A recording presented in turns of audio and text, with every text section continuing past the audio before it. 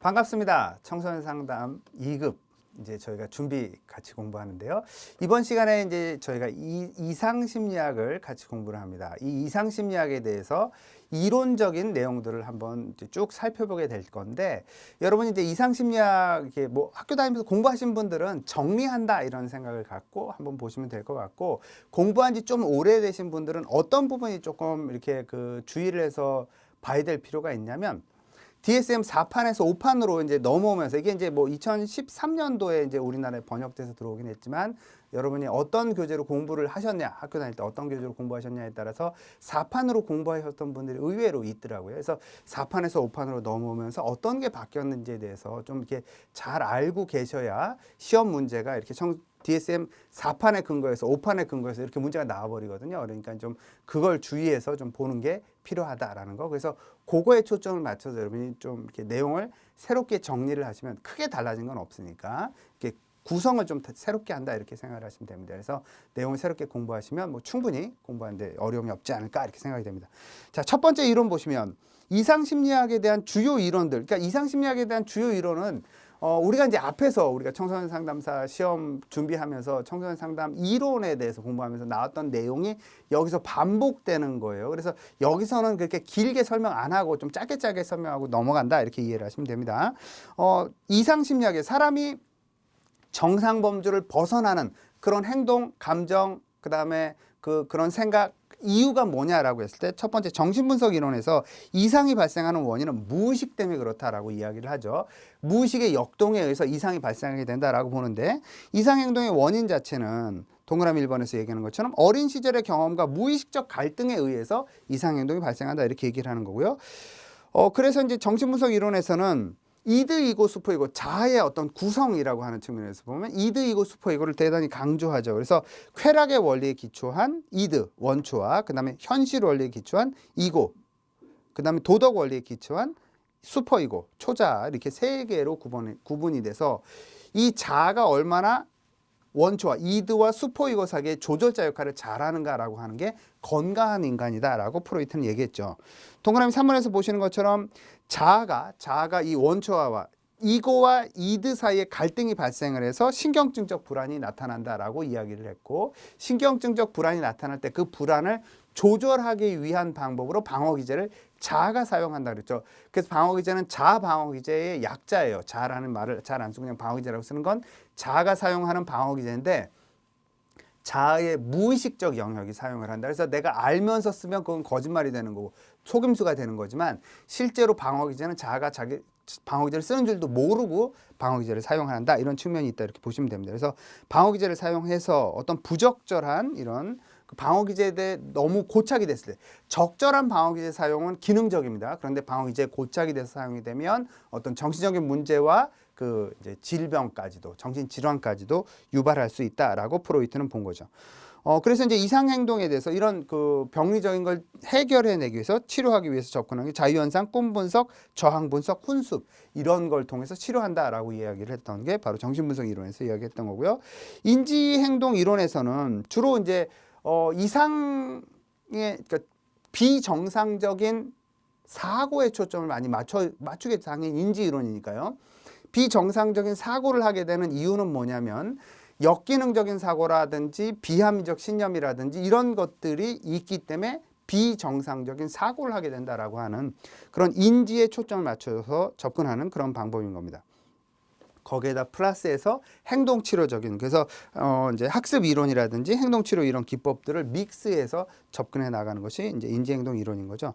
그래서 나머지는 보시고 동그라미 3번에서 보시면 역기능적 사고와 비합리적 신념, 여기에 초점을 맞춰서 논박을 한다라든지 소크라테식 질문을 한다든지, 그래서 그 사람이 갖고 있는 어떤 신념 체계를 흔들어 버리는 이런 접근. 그래서 합리적인 사고, 그다음에 기능적인 사고, 이렇게 접근해 나가는 그런 접근 방법을 사용하죠. 그래서 동그라미 4번에서 이상행동을 제거하기 위해서는 합리 정서 치료라든지 인지 치료라든지 자기 교습 훈련이라든지 이런 방법들을 통해서 치료적 접근을 한다.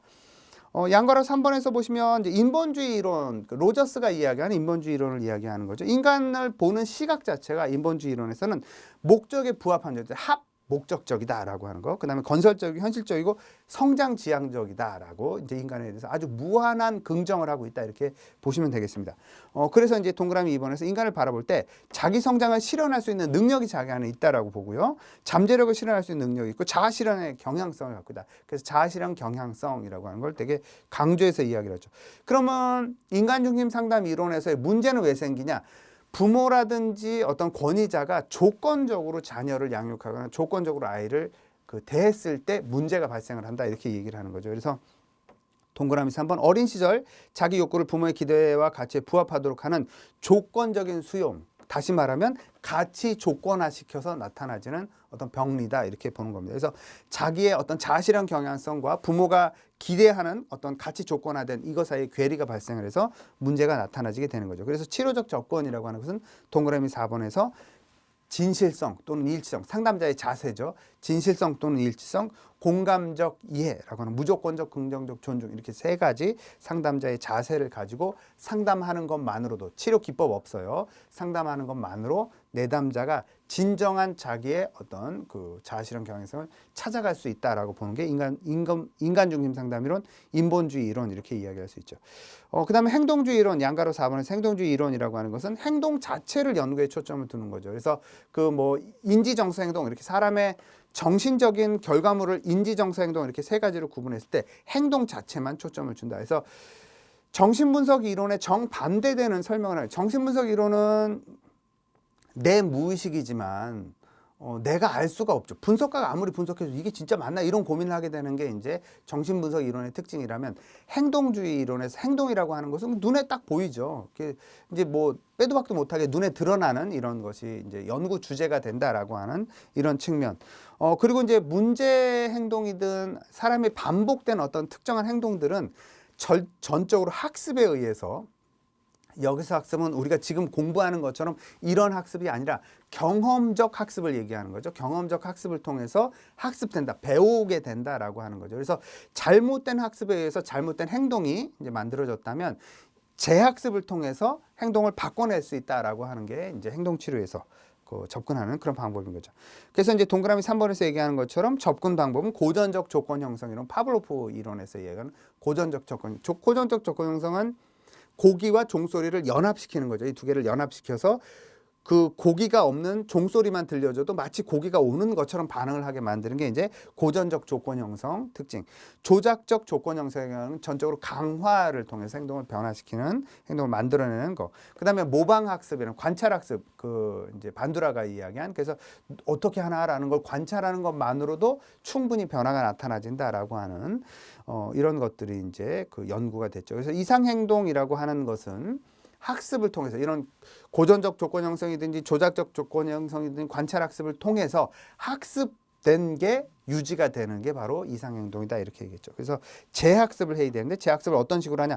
속어라든지 강화 또는 처벌을 한다든지 체계적 둔감법, 모방학습 이런 걸 통해서 재학습을 하게 만들어서 행동을 교정해낸다 이렇게 접근하는 거죠.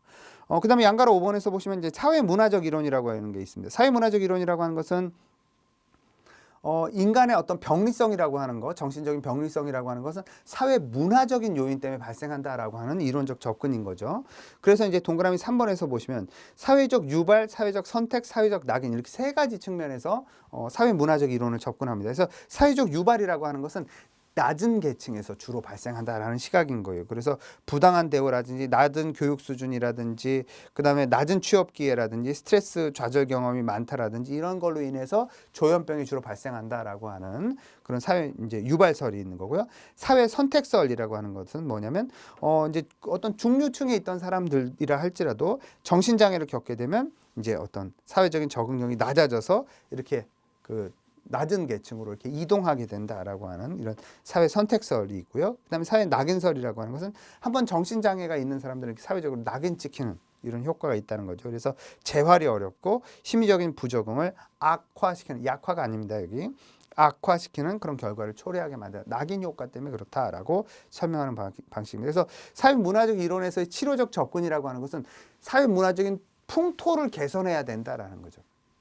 사람에 대해서 존중하고 사람을 이해하는 어떤 사회 문화적인 풍토를 만들어야 이제 어떤 그 병리적인 게 해결이 될 거다 이렇게 접근하는 게 사회 문화적 요인에 대한 설명이다 이렇게 보시면 됩니다. 그다음에 이제 큰 이론 두 번째 이상심리학에 대한 주요 이론 두 번째 보시면은요.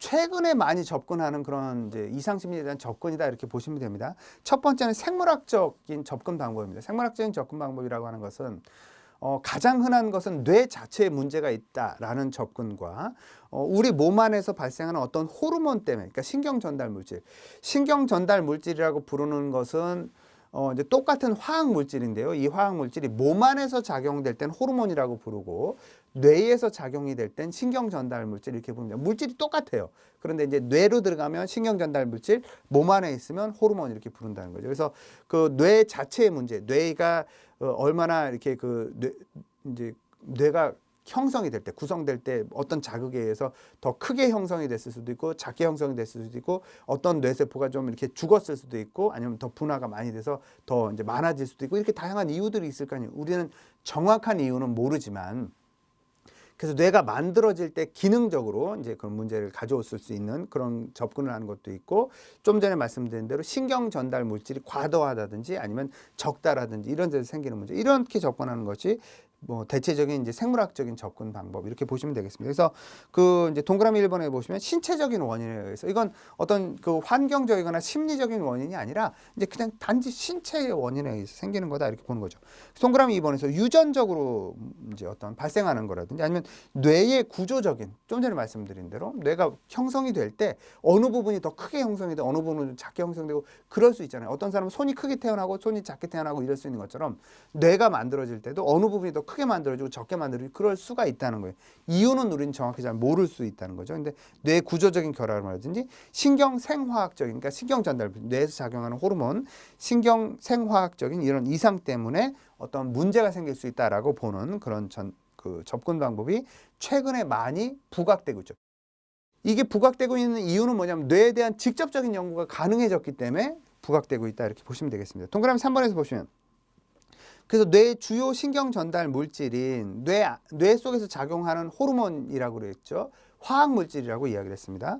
대체적으로 도파민, 세로토닌, 노르에피네프린 이런 것들이 이제 뇌에 작용하는 신경 전달 물질이에요. 이런 것들이 이제 과다하거나 결핍된 상태 이렇게 되면 정신 장애, 다양한 어떤 심리적인 장애와 연관돼서 나타나진다 이렇게 볼 수 있습니다. 특별히 그 아래 표에서 보시면요, 도파민 같은 경우에는 여기서도 설명하지만 어떤 조현병과도 연관이 있고요.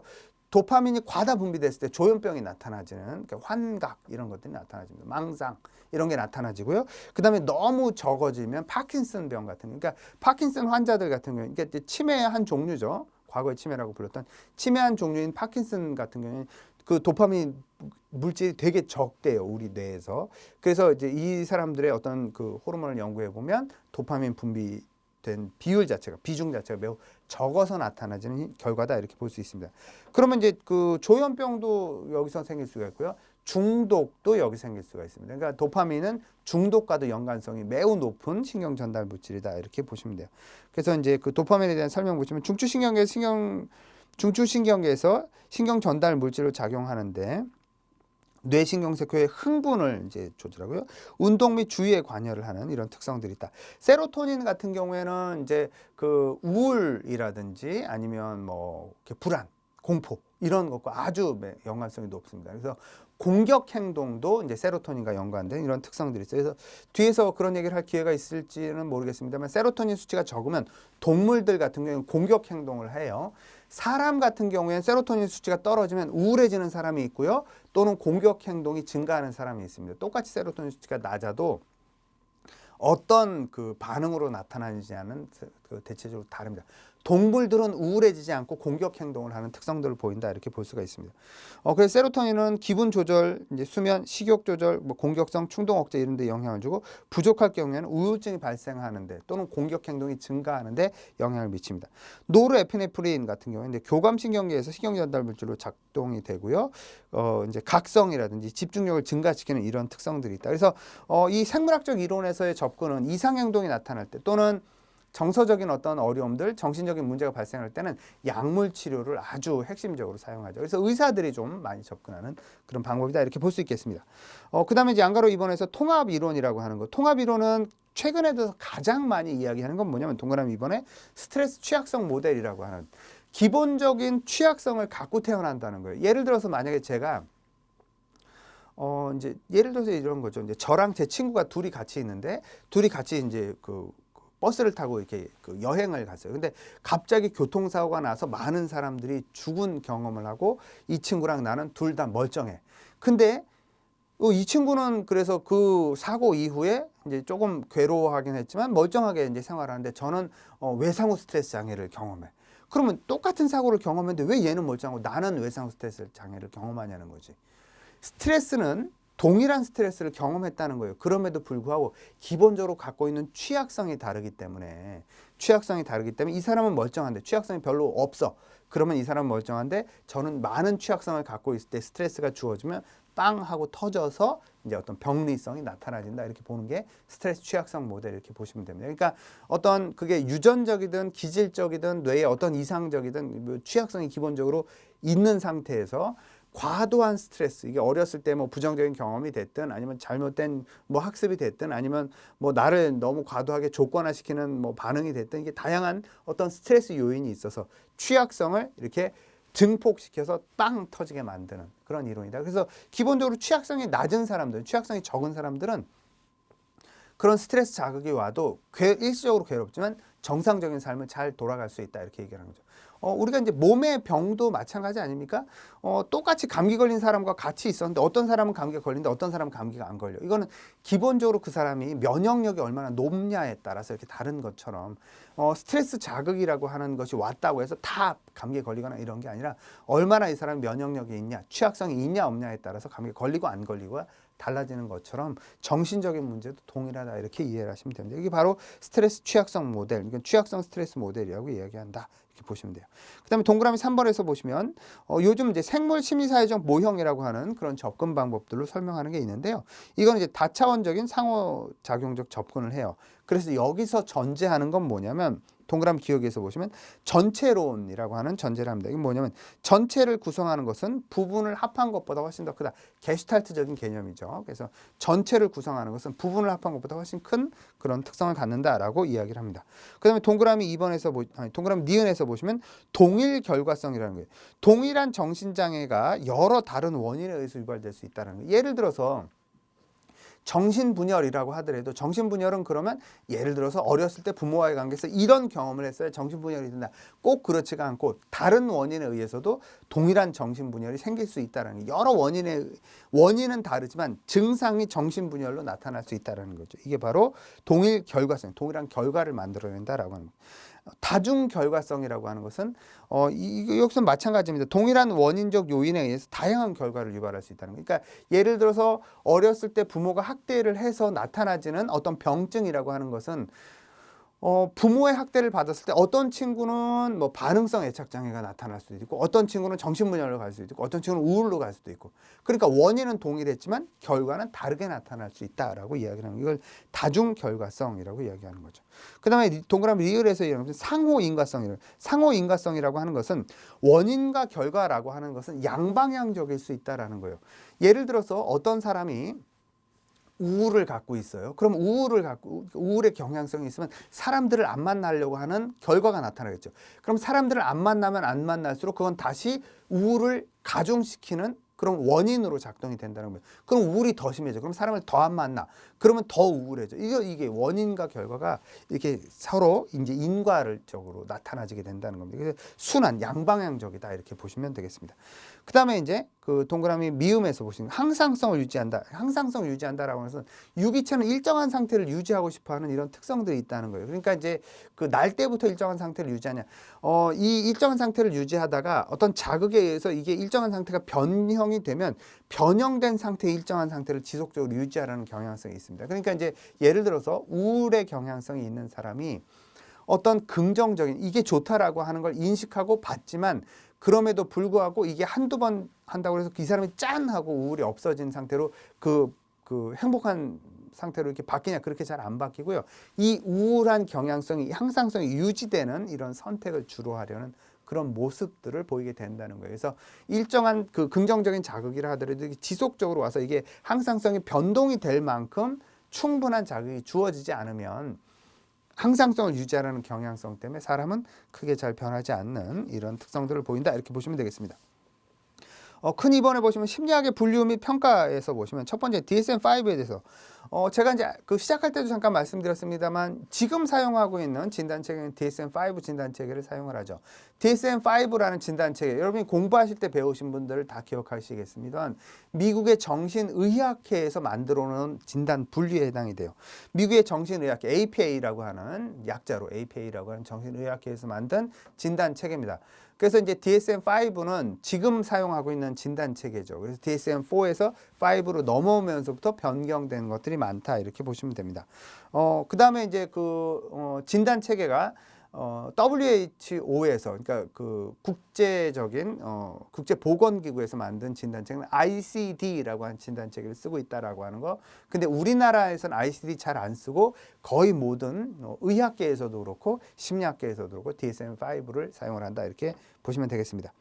거기 이제 쭉 보시면 동그라미 3번에서 DSM-5는 범주를 20개의 범주로 이렇게 나눴죠. 정신적인 어떤 문제의 범주를 20개의 범주로 나눠서 이렇게 이야기를 하고 있다라고 하는 거. 그래서 나머지 내용들은 여러분이 쭉 보시면 좀 이해를 하실 수 있는, 그러니까 이제 우리가 이걸 자세히 하나하나씩 다뤄야 되기 때문에 이걸 지금 다 얘기하지 않아요. 20개의 범주는 지금 표에 나와 있는 것과 같은 그런 범주인데, 우리가 이제 이해를 할 때 첫 번째 나오는 신경 발달 장애라고 보시면, 이제 신경이라고 하면 뭐 중추신경, 말초신경, 그 다음에 뭐 자율신경 뭐 이렇게 쭉 나눴었잖아요. 근데 여기서 우리가 이제 심리학에서 주로 신경이라고 하면 뇌를 주로 이야기하는구나 이렇게 보시면 돼요. 그래서 뇌가 발달해 나가면서, 그러니까 어렸을 때겠죠. 주로 뇌가 이렇게 성장해 나가면서 발생하는 어떤 장애들이 신경 발달 장애에 포함이 된다. 이렇게 이해를 하시면 되겠고요. 그 다음에 이제 DSM-5는 대체적으로 이제 스펙트럼이라는 용어를 좀 많이 사용을 합니다. 그러니까 여러 유사한 증상이 심한 것부터 좀 가벼운 것까지 이렇게 전체를 놓고 스펙트럼 장애 이런 식으로 평가하는 그런 특성들을 보인다. 이렇게 보시면 돼요. 그 다음에 이제 DSM-5로 들어오면서 좀 특징적인 건 뭐냐면 그 표에 있는 것처럼 양극성 및 관련 장애와 우울 장애가 둘로 구분이 됐죠. 기분 장애 하나로 묶여 있던 걸 양극성 및 관련 장애와 우울 장애 둘로 구분을 했습니다. 이게 추측컨대 환자 수가 현저히 증가하고 이렇게 세분화할 필요가 발생하기 때문에 이걸 둘로 분류해서 이제 구분한 게 아닌가 이렇게 유추가 되죠. 그 다음에 나오는 것처럼 이제 불안 장애와 강박 장애, 외상 및 스트레스 관련 장애. 이 세 장애는 과거에는 불안 장애 카테고리 하나로 묶여 있던 게 이제 세 개 카테고리로 이렇게 나눴죠. 이것도 마찬가지입니다. 시대가 점점 지나면서 불안과 연관된 진단을 좀 더 세분화시켜야 될 필요가 발생을 해서 카테고리를 이렇게 나눠서 구분한다 이렇게 보시면 되겠습니다. 그리고 여러분이 쭉 공부하실 때 좀 이렇게 주의 깊게 우리가 시험에 많이 나오지는 않는데 시험에 나오면 이제 좀 이렇게 맞추기가 좀 많이 틀리는 빈도가 좀 높은 게 어느 쪽 문제가 좀 많이 틀리냐면 수면 및 각성장애 쪽이 좀 많이 틀리니까 여러분이 공부를 하실 때는 수면 및 각성장애에 대한 것은 조금 이제 우리가 신경 써서 보는 게 필요하다라는 거. 그 다음에 이제 신경 인지 장애에 해당이 되는 거. 여기서도 신경은 뇌에 해당이 된다라고, 심리학에서 신경은 뇌를 이야기하는 거예요. 뇌가 어떤 인지 기능이 떨어져서 사고 기능이 떨어지는 거예요. 사고 기능, 기억력이든지 판단력이든지 이런 사고 기능이 떨어져서 생기는 장애, 치매를 얘기하는 거죠, 한마디로. 그래서 이제 과거에는 신경 인지 장애를 치매라고 불렀는데 지금은 신경 인지 장애라고 부른다라고 하는 거. 그게 좀 변화된 부분이고요. 그 다음에 이제 물질 및 관련 장애에 이제 중독에 들어갈 때 물질을 섭취해서 발생하는 중독만 이야기했었잖아요, 그동안은. 그런데 이제 물질을 섭취하지 않는 비물질 관련 장애가 이제 하나 들어간 게 이제 도박 중독이 들어갔습니다. 그래서 도박 중독은 비물질 관련 장애로 이제 DSM 5판에서 처음 들어가기 시작했다 이렇게 보시면 돼요. 그래서 양가로 2번에서 보시면 DSM-5에 따른 이제 일반적인 개정이 어떤 내용이 개정이 되냐. 그래서 4판을 공부하신 분들은 조금 이렇게 신경 써서 보셔야 되고, 이렇게 5판을 그냥 5판만 배웠어. 그러면 4판에서 뭐가 바뀌었는지를 좀 아실 필요가 있어요. 왜 그러냐면 이게 이제 뭐가 바뀌었는지에 대한 시험 문제가 이렇게 나오는 경우들이 있었거든요. 그러니까 여러분이 이제 지금은 과도기니까 조금 불편하더라도 4판에서 5판으로 뭐가 바뀌었구나라는 걸 좀 기억하실 필요가 있다는 거예요. 그 동그라미 1번에서 보시면 개정판의 숫자가 그동안은 그 로마 숫자로 1, 2, 3, 4를 로마 숫자로 표기를 했어요. 그래서 이제 4판은 로마 숫자로 IV 이렇게 이제 표시를 했는데 5판은 아라비아 숫자로 5를 써버렸습니다. 이게 왜 그렇게 바뀌었냐? 정확하게 얘기는 안 하죠. APA 쪽에서 정확하게 얘기는 안 합니다만 아마도 개정을 쉽게 하기 위해서 5.1, 5.2 이렇게 가기가 좋거든요. 로마자로 표시할 때는 이제 4.1, 4.1 그렇게 못 갔어요. TR이라고 써서 이제 중간 단계를 발표하긴 했었습니다만 그 별 효과적이진 않아서 이제 아라비아 숫자 5로 바꾸면서 5.1, 5.2로 가려고 하지 않을까 이렇게 추정을 하고 있습니다. 그다음에 동그라미 2번에서 이게 좀 중요하죠. 다축 진단 체계를 폐기했죠. DSM 4판에서는 다축 진단 체계를 사용을 했어요. 예를 들어서 어떤 내담자가 우울 경향성이 있어서 우울이 심한 걸로 보여서 이렇게 상담을 받으러 와요. 그러면 이제 그 이상심리학적으로 진단을 내려야 되잖아요. 진단을 내릴 때 축 1에서는 뭐고 축 2로 보면 뭐고 축 3으로 보면 뭐고 축 4로 보면 뭐다라고 하는 이런 다축 진단 체계를 사용했는데 그걸 없애버렸어요. 왜 그러냐면 그렇게 안 하더라는 거예요. 진단을 너무 복잡하니까 그렇게 안 하고 그냥 우울장애 이렇게 진단을 해버리고 말죠. 그렇기 때문에 다축 진단 체계가 폐지가 됐다라고 하는 거. 그 다음에 동그라미 3번에서 차원적 분류 체계 및 평가를 도입했다라는 거. 차원적 분류라고 하는 것은 과거에는 범주적 분류를 했어요. 범주적 분류는 카테고리 1과 카테고리 2는 확실히 다른 거예요. 그래서 이 둘 사이에는 공통점이 없다라고 선을 그어버리는 것 같은 거예요. 그런데 이제 차원적 분류는 한 그 범주 안에서 그 이렇게 정도가 심한 것과 정도가 약한 것 이렇게 차원이 분류가 된다. 이게 스펙트럼이라고 얘기를 한다 그랬잖아요. 그래서 스펙트럼적으로 이게 심하면 이렇게 가는 거고 약하면 이렇게 가는 거고 그러니까 어떤 증상 자체가 이제 차원적 분류라고 한다면 예를 들어서 우리가 이제 우울이 전혀 없냐라는 거죠. 우울이 있죠. 근데 우울증 환자만큼 우울하지는 않은 거죠. 그러니까 정도가 약하면 정상이고 정도가 심하면 우울로 간다 이렇게 보는 거예요. 이게 차원이 다른 거죠. 범주가 다른 거. 우울증 환자는 나랑 질적으로 달라. 이게 아니라 차원이 다른 거다. 이렇게 본다라는 거예요. 그래서 차원적 분류 체계를 쓴다. 근데 기본적으로는 범주적 분류 체계 안에서 차원적 분류를 사용한다. 이렇게 이해를 하시면 되겠습니다. 그래서 이제 그 동그라미 그 기억에서 보시면 동그라미 3번의 동그라미 기억에 보시면 범주적 분류 체계 한계를 보완하기 위해서 사용을 하는 거예요. 동그라미 니은에서 보시면 일반적으로 범주적 분류에 기초해서 분류를 하고 그와 더불어서 차원적 분류를 하게 된다. 범주적 분류라는 건 20개의 장애로 카테고리를 나눴잖아요. 범주적 분류하는 거예요. 근데 이제 그 안에서는 차원적 분류를 사용하는 걸 많이 쓴다. 동그라미 디귿에서 보시면 차원적 분류라고 하는 것은 이상행동과 정상행동이라고 하는 것은 단지 부정적인 부정성의 정도의 차이가 있는 것 뿐이지 질적인 차이가 존재하는 건 아니다. 좀 전에 말씀드린 것처럼 우울증 환자와 내가 질적으로 차이가 나는 게 아니라 내가 더 심하게 우울을 경험하면 우울증 환자가 되는 거지. 차원의 분류, 차원적 차이다 이렇게 보는 거죠. 동그라미 4번 DSM-5로 넘어오면서부터 인권을 존중하는 그런 것들이 많이 들어갔습니다. 그래서 용어 자체도 좀 순화시켜서 하는 그런 것들이 많이 들어간다. 그 다음에 양가로 3번에서 요건 조금 여러분이 주의해서 보셔야 돼요. DSM 4판에서 5판으로 넘어오면서부터 달라진 게 구체적으로 뭐냐라고 하는 거죠. 동그라미 1번 정신분열증의 하위 유형이었던 뭐 망상형, 편집, 그다음에 해체, 혼란, 긴장, 간병불능 이런 것들의 분류가 폐지됐습니다. 그래서 정신분열증이라는 용어도 조현증으로 바뀌었을 뿐만 아니라 조현증 안에서도 이런 하위 유형, 아형이라고 부르는 하위 유형의 분류가 폐지됐다라고 하는 거. 동그라미 2번 불안장애 하위 유형이었던 강박, 외상후 스트레스 장애가 분리가 됐다. 좀 전에 말씀드렸죠. 동그라미 3번 기분장애 하위 유형에 있던 우울, 양극성 장애가 각각 분리가 됐다라고 하는 거. 아마 더 세분화시킬 필요가 있어서 이렇게 구분하지 않았겠나 이렇게 추정을 한다라는 거죠. 나머지는 보시고 동그라미 5번 폭식장애가 폭식장애라는 명칭으로 그러니까 그 신경성 식욕부진증, 신경성 폭식증과 폭식장애 이렇게 구분해서 이제 장애가 들어갔다라고 하는 거. 그다음에 동그라미 6번에서 보시면 이제 자폐성 장애가 자폐 스펙트럼 장애로 분류가 되면서 이 자폐 스펙트럼 장애 안으로 들어오는 장애들이 많이 늘어났죠. 그 과거에 이제 아스퍼거라고 불렀던 거, 아동기 분개성 장애 이런 것들이 다 자폐 스펙트럼 장애 안으로 들어갔다라고 하는 거. 그래서 지금은 아스퍼거 진단 안 내리고 아동기 분개성 장애 진단 안 내린다라고 하는 거. 그 다음에 동그라미 7번에서 보시면 강박 안에 이제 수집광이라고 하는 건 과거에 저장장애로도 불렸죠. 집에 쓰레기 쌓아놓고 사는 사람들 이런 걸 수집광 이렇게 부르죠. 이런 장애가 들어갔고 피부 뜯기 장애라고 하는 새로운 진단명이 생겼다. 동그라미 8번 우울장애 하위 유형으로 파괴적 기분 조절 부전 장애와 월경 전 불쾌감 장애라고 하는 것이 새로 들어갔다는 것, 새로 편입된 진단명들입니다.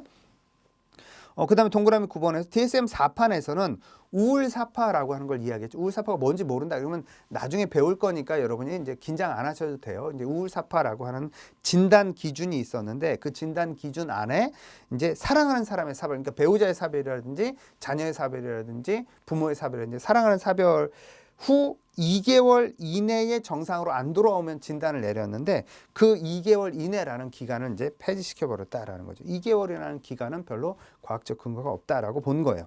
그래서 기간을 폐지시키는 특징이 있다. 10번 동그라미 10번 보시면은요. 주의력 결핍 과잉행동장애 진단 기준으로 과거에는 7세 이전의 진단이 내려져야 된다라는 게 있는데 이걸 12세로 좀 넓게 확장시켰다라고 하는 거. 그 다음에 이제 동그라미 11번 보면 치매 그 신경인지장애를 치매를 신경인지장애로 바꿨다 그랬잖아요. 그래서 치매 신경인지장애 진단을 할 때 주요 신경인지장애와 경도 신경인지장애, 그러니까 심각도에 따라서 이렇게 구분을 했다라고 하는 거. 그다음에 동그라미 12번에 보시면 물질 관련 장애, 그러니까 뭐 중독에 해당해요. 뭐 알코올 중독이든 뭐 마약 중독이든 이런 중독에 해당이 되는 거죠. 이런 것들은 물질 관련 및 중독 장애라고 이제 명칭을 바꿔서 확장을 했어요. 그래서 비물질 관련 장애도 거기 포함이 됐다. 도박 중독이 여기 들어갔다 그랬죠. 그래서 심각도를 경도, 중도, 고도 또는 중등도 이렇게 이제 세 등급으로 분류를 했다라고 하는 거. 그다음에 동그라미 13번에 보시면 병적 도박이라고 과거에 그냥 불렀던 것을 이제 도박 장애라고 해서 비물질 관련 장애로 포함을 시켰다라고 하는 거. 이게 좀 특징 이렇게 보시면 되겠습니다. 그래서 이제 삭제된 것과 신설된 진단명 우리가 이제 앞에서 쭉 얘기한 걸 표로 정리해 놓은 것이니까 여러분이 참고를 해서 보시면 되겠고요. 그다음에 이제 큰 이론 2번 보시면 이상 행동을 분류할 때 양가로 1번에서 보시면 이상행동의 분류 체계는요. 범주적 분류와 차원적 분류가 있다라고 앞에서도 이야기했죠. 범주는 질적으로 다른 분류 방법을 쓰는 거예요. 이것과 이거는 질적으로 다르다 이런 얘기를 하는 거고 차원적 분류는 그 안에서 심하냐 안 심하냐 요 차원을 이야기하는 거다 이렇게 보시면 돼요. 그래서 범주적 분류 동그라미 기억에 이상행동과 정상행동이 질적으로 구분된다라고 하는 접근이에요. 그래서 흑백 논리의 특성이 있는 거고요. 동그라미 3번에서 보시면 차원적 분류라고 하는 것은 부적응적인 행동이라고 하는 것은 어떤 그 이제 나타나는 횟수의 차이라든지 빈도의 차이일 뿐이지 질적으로 구분되는 건 아니다. 그래서 그 DSM-5판에서는 경도, 중등도, 중도, 최중도 이런 식으로 구분하는 이런 특성들이 있다. 특별히 지적 장애를 그렇게 구분한다 이렇게 보시면 됩니다. 양가로 2번에서 보시면 이상행동의 분류 및 진단을 할 때에 긍정적인 건 뭐냐. 이렇게 진단을 했을 때 긍정이 분명히 있으니까 이렇게 진단하겠죠. 장점은 동그라미 기억에서 보면 용어를 통일할 수 있습니다. 왜 그런 거 있잖아요. 이 사람이 이렇게 힘들어. 그러면 증세를 쭉 설명해야 되는데 왜 이 사람 주요 우울 장애야. 그러면 이렇게 이제 용어가 통일되는 이런 측면들이 있죠. 동그라미 니은 임상적인 활용도가 매우 높습니다. 그래서 임상적으로 활용해서 연구하기가 상당히 수월해지는 측면이 있고요. 동그라미 디귿에서 이론 개발을 위한 유용한 기초를 제공해주는 이런 측면들이 있고요. 동그라미 리을에서 유사성과 차이점을 인식하는 데 있어서 아주 우리가 인식하기 좋게 구조화되어 있는 이런 특성들이 있죠. 동그라미 미음에서 보시면 장애의 진행 과정을 예측할 수 있도록 만들어줘서 치료에 효과적인 대응이 가능하도록 만들어주는 게 바로 이제 이런 이상행동을 분류하는 그런 데 있어서 긍정적인 면이 되겠습니다. 이상행동을 이렇게 진단명으로 분류하는 것이 다 좋기만 하냐 그렇지는 않아요. 맹점, 단점은 뭐냐면 동그라미 기억에서 보시는 것처럼 고정관념을 형성할 수 있습니다. 선입견, 고정관념, 그 다음에 뭐 낙인 뭐 이런 거에 다 해당이 되는 거예요. 그래서 이제 고정관념 형성할 수 있고요. 동그라미 니은에서 보시면 어떤 사람의 독특한 어떤 증상들이 있는데 이건 아주 무시되고 이렇게 진단이 내려지는 이런 특성들이 있습니다. 동그라미 디귿은 낙인지킬 수 있고요. 그다음에 동그라미 리을 자기 충족적 예언. 그러니까 이제 그 피그말리온 효과라고도 부르는 이 사람 그 우울 장애야. 그럼 우울 장애처럼 더 행동을 할 수 있는 그런 기대를 갖고 바라보면 그런 결과를 나타낼 수 있다라고 하는 자기 충족적 예언의 어떤 특징들이 나타날 수 있다는 거. 동그라미 미음에서 보시면 선입견을 줄 수 있다는 거. 동그라미 비읍에서 의학적 모델로서 환경적 영향을 무시하고 창조적 사고를 억제하는 이런 측면들이 맹점으로 작용할 수 있다. 이렇게 이야기를 할 수 있습니다. 양가로 3번에서 이상행동과 관련된 그 연관 용어들인 거예요. 좀 구분돼서 여러분이 조금 기억하실 필요는 있죠. 1번 보시면 역학이라고 하는 것은 분포 양상에 관한 연구를 역학 이렇게 이야기를 하고요. 동그라미 2번에서 보시면 위험 요인이라고 하는 것은 발생을 증가시키는 어떤 원인적 환경 뭐 이런 걸 얘기를 하는 거죠. 동그라미 3번 증상이라고 하는 것은 질병을 어떤 표현하는 것 증상 이렇게 얘기를 하고, 동그라미 4번 신호라고 하는 것은 정상적이지 않은 그걸 관찰 가능한 어떤 징후 이런 것들을 신호 이렇게 얘기하고, 동그라미 5번에 장애라고 하는 것은 어떤 결함을 장애 이렇게 얘기합니다. 동그라미 6번에서 유병률이라고 하는 것은 전체 인구 중에 나타나는 비율을 유병률 이렇게 얘기하는 특성이 있다. 그 다음에 이제 그 큰 이론 3번에서 보시면 이상심리의 평가 및 진단에서 보시면 양가로 1번에 정신상태 검사라고 하는 거예요. 우리가 상담을 진행할 때 정신상태 검사를 가장 기본적으로 하죠. 이 정신상태 검사라고 하는 것은 정서적 반응이라든지 사고력, 추리력, 판단력 같은 인지능력, 그 다음에 성격 이런 전체적인 걸 우리가 이제 그 평가하는 이런 게 되죠. 그래서 정신상태 검사 안에는요, 신체적 외모, 행동을 관찰하고 인지 능력을 조사하고 말과 언어를 관찰하고 정서적인 안정성을 평가하는 이런 모든 것들이 정신상태 검사에 포함이 된다. 이제 이상심리를 평가하기 위한 방법 두 번째로는 이제 면접이죠. 1대1로 만나서 물어보면서 이상심리를 판단하는 거죠. 그래서 이제 면접을 할 때는 구조화된 면접과 비구조화된 면접 두 가지가 있을 수 있다라는 거죠. 비구조화된 면접이라고 하는 것은 면접 목적만을 명시하고 이제 백지 상태로 질문하는 거. 이거 이제 비구조화된 면접 이렇게 볼 수 있죠. 구조화됐다는 건 질문 항목들이 쭉 있어서 그 질문에 대한 답을 이렇게 쭉 써내려가는 거죠. 그래서 비구조화된 면접은 고도로 훈련받은 훈련자들이 활용할 수 있는 그런 면접법이다. 이렇게 보시면 되겠습니다. 양가로 3번에서 행동관찰법이라고 하는 것은 이제 이렇게 그 자연적인 상태에서 관찰할 수도 있고 실험실 안에서 관찰할 수도 있고 다양한 방식으로 이 사람의 행동을 관찰하는, 그래서 이 행동이 정상적인 행동이냐 비정상적인 행동이냐라는 걸 판단할 수 있는 그게 이제 행동관찰법 이렇게 볼 수 있겠고요. 양가로 4번에서 심리검사법이라고 하는 건 이제 그 보통 이제 이렇게 우리가 심리 검사라고 부르는, 그래서 뭐 MMPI라든지 로샤 검사라든지 이런 다양한 심리 검사를 통해서 그 결과를 해석해서 이 사람이 어떻구나라고 하는 걸 우리가 이해하는, 그래서 측정과 해석을 통해서 진단을 하는 이런 게 바로 심리 검사법 이렇게 보시면 되겠습니다. 양가로 5번에서 보시면 이제 심리 생리적 측정법이라는 건 심리는 빼시면 돼요. 이제 생리적 측정법입니다. 그러니까 신체 반응을 이제 측정하는 거예요. 그래서 여기서 보시는 것처럼 심장 박동이라든지 센서 붙여서 측정할 수 있죠. 혈압, 근육 긴장 이런 것들은 이제 센서 붙이면 수치로 금방 나와요. 이렇게 그래프로 이렇게 쭉 표시가 되죠. 그래서 뇌파 검사라든지 근전도 검사, 심장 박동 검사, 피부 전도도 검사. 피부 전도도 검사는 땀을 얼마나 흘렸나 이런 것들을 우리가 볼 수 있는 거죠. 이런 것들이 바로 생리적 측정법이라고 볼 수 있습니다. 그다음에 이제 그 양가로 6번에서 뇌 영상 수련. 우리 뇌를 직접 이렇게 기계를 통해서, 비싼 기계예요. 보통 다 비싼 기계입니다. 직접 기계를 통해서 찍어서 확인할 수 있다라는 거죠. 그래서 그 뇌를 직접 찍는 것은 단층 촬영, CT 촬영한다 이런 거. 그다음에 자기 공명 영상, 자기 공명 영상보다는 기능적 자기 공명 영상. 그래서 fMRI라고 하는 걸 훨씬 많이 활용을 하죠. 그다음에 양전자 방출 단층 촬영 수련, PET라고 하는 이런 것들을 활용해서.